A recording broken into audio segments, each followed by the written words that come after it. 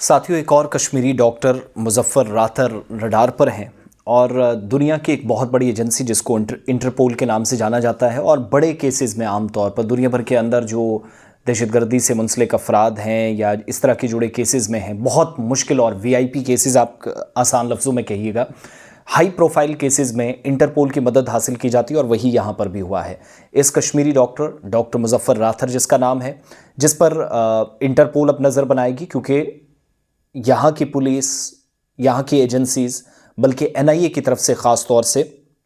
उस बड़ी एजेंसी के साथ रब्ता किया गया है जो दुनिया भर के अंदर बड़े केसेस में इन्वॉल्व रही है। पहले तो मैं बताऊं, इंटरपोल जो लियन फ्रांस के अंदर जिसका हेडक्वार्टर है, 200 के करीब, नियरली 196 196 के आसपास जो इनके मेंबर कंट्रीज़ हैं जो इनके इस ग्रुप का हिस्सा हैं और इंटरनेशनल क्रिमिनल ऑर्गेनाइजेशन या सबसे बड़ी पुलिस में से एक कही जाती है। इस इंटरपोल को बहुत सारी जिम्मेदारियां जम्मू कश्मीर से जुड़े पहले केसेस में भी दी गई, अब भी दी गई। अब ये जो ताज़ा मामला है, ये है 10 तारीख का, नवंबर में 25 का, यानी 2025 का, यानी 2 महीने 17 दिन इस इंसिडेंट को हो चुके हैं, जिसमें हम सब जानते हैं कि 13 से 14 लोगों की मौत हुई थी। अफसोसनाक वाक़या जो दिल्ली में लाल किले के बिल्कुल सामने गेट नंबर 1 पर पेश आया, बल्कि कुछ रिपोर्ट्स थी कि 15 लोगों की मौत हुई थी और मुतअद्दिद अफराद ज़ख्मी हुए थे। डॉक्टर मुज़फ़्फ़र राथर जो बच्चों का एक डॉक्टर है, पीडियाट्रिशियन है, साउथ कश्मीर यानी जनूबी कश्मीर के ज़िले से इसका ताल्लुक़ है। 10 नवंबर को जो कुछ दिल्ली में हुआ, उसके लिए लॉजिस्टिक सपोर्ट प्रोवाइड करने का इल्ज़ाम इस पर है। उन तमाम लोगों को जो इस धमाके तक पहुंचने के लिए, इसको करने के लिए, मुल्क को दहलाने की एक साजिश रच रहे थे। राथर जो कहा जाता है कि वाइट कॉलर टेरर मॉड्यूल जो है उसका एक हिस्सा है और स्पेशल जो नेशनल इन्वेस्टिगेशन एजेंसी है, एनआईए ख़ास तौर से, जो 11 नवंबर को मुझे याद है कि तब ही वजारत दाखिला ने जिम्मेदारी दे दी थी कि आप इस मामले को देखिएगा। उनके मुताबिक कलीदी किरदार एक तो पैसा देने में डॉक्टर राथर का है, लॉजिस्टिक सपोर्ट प्रोवाइड की है, रवाबित करवाए हैं और प्लानिंग जितने भी हमले की गई उसमें मेन ऑपरेटर वो रहा है। और उसके बाद जब ये हमला हुआ है, उसके कुछ हफ्तों पहले वो हिंदुस्तान या मुल्क छोड़कर फरार हो गया है।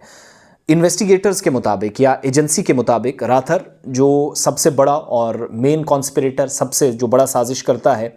ये क्या करता था कि क्रिटिकल सपोर्ट इसने अफ़गान सरजमीन से डॉक्टर उमर उन नबी को दी। वो उमर उन नबी जो पुलवामा जनूबी कश्मीर से जिसका ताल्लुक़ था और इस गाड़ी को ड्राइव कर रहा था जब ये ब्लास्ट हुआ, और किन किन लोगों से उमर का रब्ता करवाना है अफ़गानिस्तान के अंदर, पाकिस्तान के अंदर या दीगर लोगों से, तो एजेंसीज़ के मुताबिक ये उसमें कलीदी किरदार अदा कर रहा था। और इसके अलावा ये भी कहा जाता है कि अफ़गानिस्तान के अंदर रेडिकलाइजेशन से मुंसलिक जो एक्टिविटीज़ थी उसमें इन्वॉल्व ये रहा। एक बहुत बड़ा एनक्रिप्टेड कम्युनिकेशन, यानी वो रवाबित जिन पर कोई नज़र ना रख सके, मुख्तलिफ सोशल मीडिया प्लेटफॉर्म्स का इस्तेमाल कराने का भी इसमें इसका किरदार था। और हर तरह की मदद उमर को की गई अफ़गानिस्तान से, वहाँ से फ़ंड्स लाने में, कम्युनिकेशन चैनल्स और ऑपरेटिंग प्लानिंग जो सारी की सारी थी, उसमें इसका भी कलीदी किरदार था। तो ऑपरेशनल टैक्टिक्स ये संभालता था। और ये भी कहा जाता है कि अगस्त में पिछले साल लगभग डॉक्टर राथर जो है वो हिंदुस्तान छोड़ चुका है। कलीदी किरदार जिस शख्स का हो तो जाहिर सी बात है डॉक्टर मुज़फ़्फ़र राथर जैसे लोगों पर नज़र तो रहेगी। और हो सकता है कि वो सबसे पहले जो जानकारियाँ आई कि दिल्ली धमाकों से कुछ हफ्ते पहले वो निकल गया। शुरुआत में ये भी पता चला कि वो दुबई गया, बाद में वो अफ़गानिस्तान में चला गया और वहाँ से वो मुल्क के मुख्तलिफ हिस्सों में जो कार्रवाइयाँ अंजाम देनी थी 10 नवंबर के इंसिडेंट तक, वो सारा कुछ करवाता रहा। इन्वेस्टिगेशन एजेंसीज़ को ये भी पता चला कि 2021 में डॉक्टर मुज़फ़्फ़र राथर ये तुर्की गया था डॉक्टर मुज़म्मिल अहमद गनई के साथ और उमर के साथ, जो बाद में वापस आए, और या डॉक्टर मुज़म्मिल जो हैं वो पुलिस के पास हैं। अथॉरिटीज़ के मुताबिक ये ट्रिप जो थी, असल में नाम इसको मेडिकल ट्रिप दिया गया, लेकिन अफ़गानिस्तान के हैंडलर्स, बाकी तमाम लोगों से मुख्तलिफ रूट से आकर जिन लोगों के साथ कम्युनिकेशन करना और इस वारदात को अंजाम देना जो 10 तारीख को दी गई, इसी तरह के हमलों को अंजाम देना है, वो दरअसल में कॉन्टैक्ट इस्टेब्लिश करना या मजबूत राब्ते बनाना एक ज़िम्मेदारी थी। वापस ये लोग आए, डॉक्टर मुज़फ़्फ़र राथर, उमर और ये जो मुज़म्मिल गनई हैं, ये तमाम अल फलाह यूनिवर्सिटी फरीदाबाद के अंदर जो ये कुछ पढ़ाने लगे। और बाद में पता चला केमिकल्स और फिर ओपन मार्केट से जो लिया गया 360 किलोग्राम के आसपास एल्युमिनियम नाइट्रेट, धमाका खेज़ मवाद जिसमें इस्तेमाल हुआ, पोटेशियम नाइट्रेट, सल्फर वगैरह ये सब पकड़ा गया। 2900 किलोग्राम के आसपास जो एक्सप्लोजिव है वो इस मॉड्यूल से, फिर जो श्रीनगर वाला नौगाम वाला इंसिडेंट हुआ, अल्लाह गरी की रहमत करे उन तमाम लोगों को जिनकी जानें गई, यहाँ तक पहुँचने में इन तमाम लोगों का जो है वो सिलसिला रहा है। तो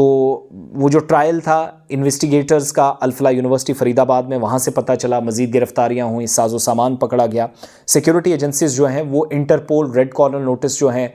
वो तैयार कर चुकी हैं, इंटरपोल को देंगे और बैनुल-अक़वामी सतह पर ट्रेस करने के लिए, डिटेन करने के लिए और भारत वापस लाने के लिए राथर के हवाले से जो है वो पेशरफ्त होगी। अब कहाँ पर है अभी तक ये तो एजेंसीज़ को पता होगा, मगर ये ज़रूर है कि जम्मू कश्मीर के एक और डॉक्टर पर गाज गिरी। ऑलरेडी इस केस में